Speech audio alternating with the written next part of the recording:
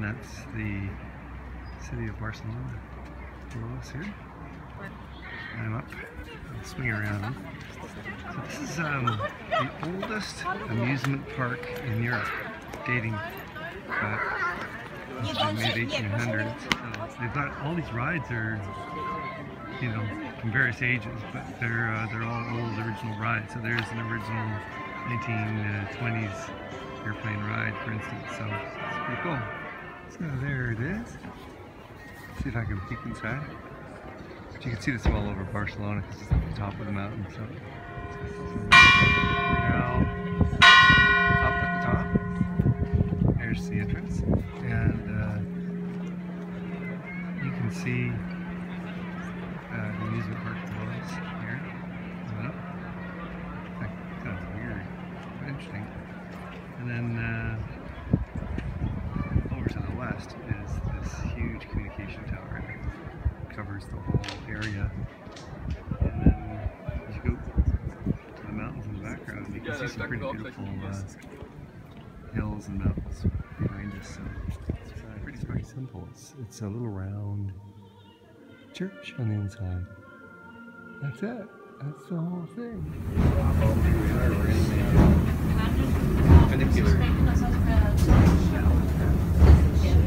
So we're at the Gaudi Park. I'm out of it here, and you can see the big Gaudi Cathedral way off in the distance. If I can pinch on this, there we go. With the cranes. That's a monument to Christopher Columbus because he left from here to discover America down at the harbor. At the base of La Ramblas, which is heading up that way. So I'm walking up that way. I'm going to go to the market. I'm going to go over on this side here to the market. Or left. Yeah, the graphic for the old border. So this is a nice little square called Place Real or Plaza Real, and you know, just in the old Gothic work. There's a peek view there. It's a nice fine dining restaurant. That's something there. It's a little boutique hotel in the corner over here. So that's a pleasant. See where I had dinner last night. Nokia Oaks, down the street where everything's really narrow and open. So that's the restaurant, and they've got the roasting chickens there, and it's a pretty cool restaurant. It goes up for several levels, and you get to it by going through the kitchen to all these upper levels. And this guy's just tending the chickens here. It's quite different. Look at that. Just going like, wow, that's real chickens and that's real fire. And yeah, this is the market floor, so everything's really narrow. All the streets are that kind of thing.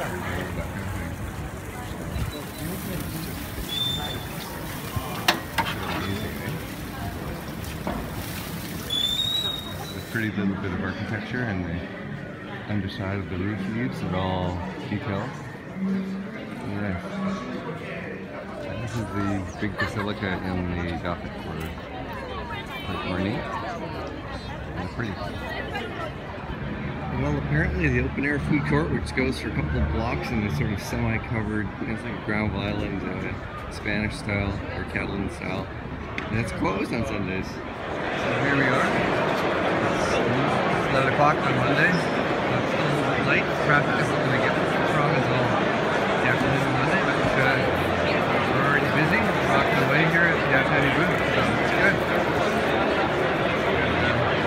Good environment. We're in a great position here. It's amazing. They put these things together. You just think of the engineering involved. Each of these booths has to be set up. You just look at the cranes and each of those boxes are motorized chain lifts holding the scaffolding, which holds that, which holds the lights and everything else, and then the booth itself is underneath. But boy, there's a lot involved in these massive buildings and putting these shows on. 3D experience. 3 and fucking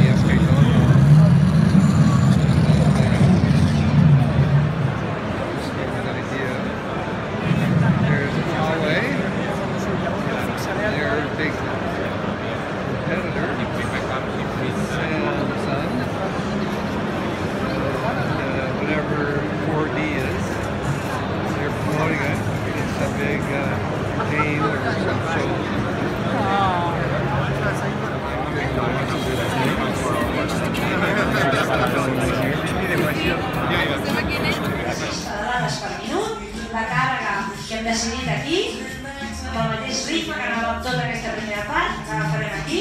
There's the mountain there, Montserrat. It sort of sticks up from the rest of the plain. It's quite pretty, so we're getting close now. Here he is on the cable car. So that's the 1930 cable car. Pretty neat, eh? It's sort of an octagonal thing, and then there it is looking down. So it's very pretty. So there's the cable building, and then there's the ratcheting train. And then to get down to that part of the mountain, you use the funicular, which is right there. And then the abbey is above us. And I plan on hiking up to the top of the mountain if I can do it today. The basilica is this way over here. It's very beautiful in the mountains. I'm going to hike to the top if I can. It's 2 hours. But there's a little city up here. Super impressive. Yeah, it's cool.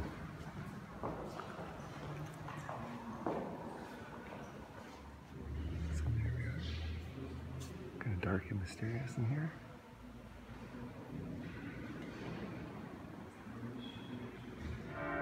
It's a nice sound. So I'm hiking up to the mountain peak now, so I'm on the trail. So about an hour after leaving the monastery, I've hiked this far, almost at the top. You can cheat and take the funicular, but I'm walking it. And then that's the last section ahead of me there. The weather's starting to move in, which was expected, but I think I'm going to beat it. So I'm on that ridge, on the edge of a cliff. And look at, there's some stairs that go up there, but I'm about to go through this little narrow duck. Go into this little narrow passage here. It's only about fucking 3 feet high. And then along the rocks here. And around the corner is a bluff. And hopefully we'll get to the rope section where you actually have to use ropes to keep getting up higher. There's funiculars in South Wales. No. Oh, North Wales. North Wales. That's right, sorry, I've been on them. Aberystwyth as well. Yeah, okay, so look at these crazy guys. We're near the very top of the mountain. They come from a path and they're scaling. I don't know if you can see them, but there's 2 of them on the... And we agree, our South Wales girls agree with me that this is not the most stable rock to hang on to. It is a bit crazy. And here's another, so you made it. I made it. Well, most of the way. We got a little ways to go. And there's the monastery down below. So here's my companion from Helsinki, and the 2 of us did something very crazy. We got to the very top of Montserrat, and it was a very scary climb, and I didn't want to take pictures on the way up because I was hanging on with ropes at the edge of what seemed like cliffs.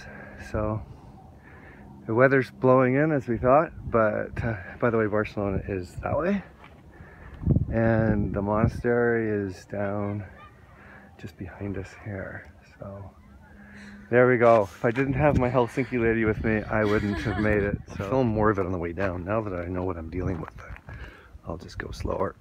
But you know, just kind of walk down these narrow, you know, little gullies. They're not even paths.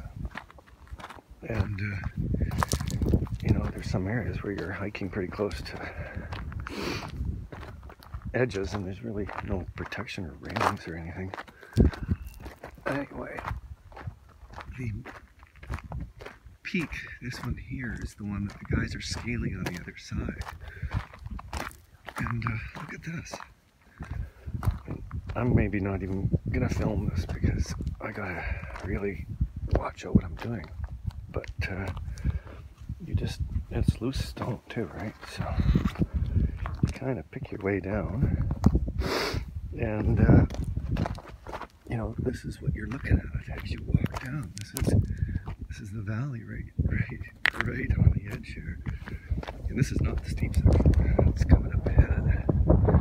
So no matter which way you look, I'm on a little tiny ridge here between these two peaks. So on the one side, I look down towards the monastery, and then I look down to a completely different part of the valley, west versus east. So anyway, I'm going to turn the camera off for a little bit. And Montserrat was attacked and destroyed by Napoleon for the most part in the early 1800s, and there's all these hermitages where the monks would go to be, you know, by themselves in the mountain. And this one is very close to the top of the mountain, and it's of all things, Napoleon's guys got all the way up to the top of the mountain, and they destroyed this too. So some of the stuff's been rebuilt, a lot of it's not been rebuilt. You can see pieces of it even over there.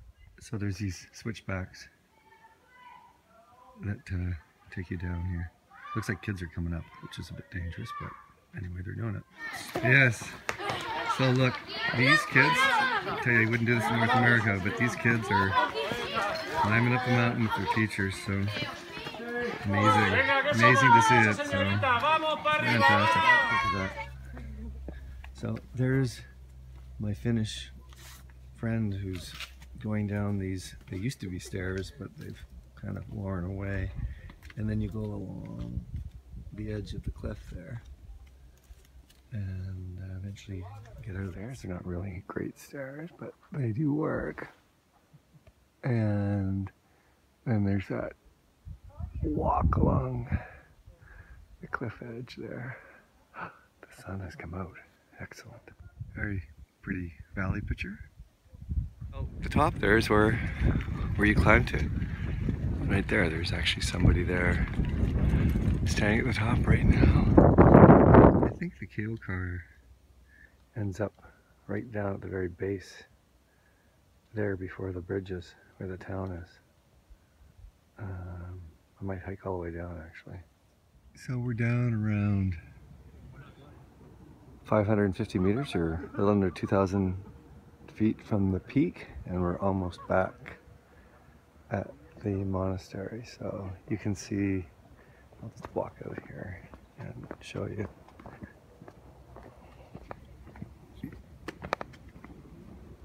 Okay. So there's the cable car coming up. Can you see it? And it goes up to that building below. Very pretty, eh? It's quite something. So there we are down the villages below. Actually, there's the cable car outlet down there. So I will think about hiking down. You go around the other side over there. Well, the trail down from the monastery to the village is significantly less luxurious. It's a lot more like a gross grind. It feels exactly like it. There's parts of it that aren't really even, you know, it looks like this, right? And even quite steep sections like that. So anyway, we'll see. It should take me only about an hour to get down, I figure. The trail that I took a fork that was shorter. And this is the kind of trail that it's not right, but it gets me directly back to the base of the cable car. And that, as you can see, through the trees is right there. So and there's the mountain above us. So it looks like I'm gonna make it in time for the next train too. Eventually ended up back down the streets, and it's like this for the last section. And then way over there, it's kind of the top of the mountain.